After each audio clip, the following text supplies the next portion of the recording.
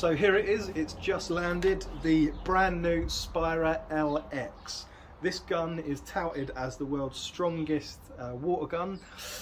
That's a pretty big claim. So with the Spyra water gun models, typically it sucks up the water through the nozzle, so you put the nozzle in the water.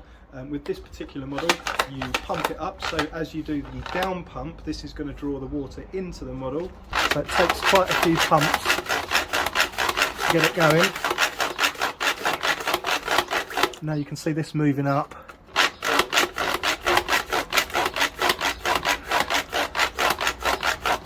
Slowly moving up. And now we're on 100. You see there, the 100%. And it's fully loaded. And then you've got your trigger on the side here. You pull the trigger and it fires a bullet of water. However, the Spyra LX is all manual, so there's no electric in this. There's no charging, there's no dial on the top, everything is all manually done. Its predecessor, the Spyra Two, was an electric water gun, so you would charge up at the bottom, switch it on there, and you get this dial on the top which tells you how many shots you've got left, and the trigger is all electric. To load the gun, you dip it in, put the trigger forward, it will suck up the water and do it all automatically. Dip the nozzle in, put the trigger forward, and it sucks it up automatically. You'll see that on the gauge that it's loading up there. It tells you how many shots you've got left. So that was what was particularly good and sold these weapons. The cool thing about this, however, is firing it. So when you fire it, it fires a bullet of water and they're quite accurate. So if we look down the sight,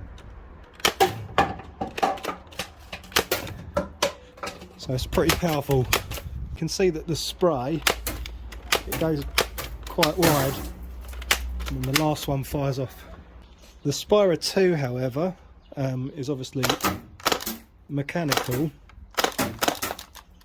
It takes a little while longer to load. So you've got the flashing, that's how many bullets you've got. So when you fire one, a bullet comes off.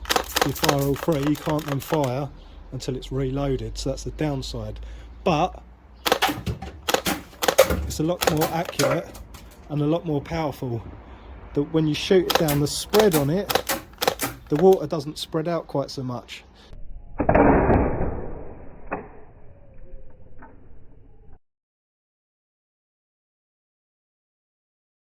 So of the two guns, obviously the Spyra Two is a lot more expensive and this is the budget version, so you do feel that in the difference, particularly in the action of the trigger and of the power of each shot.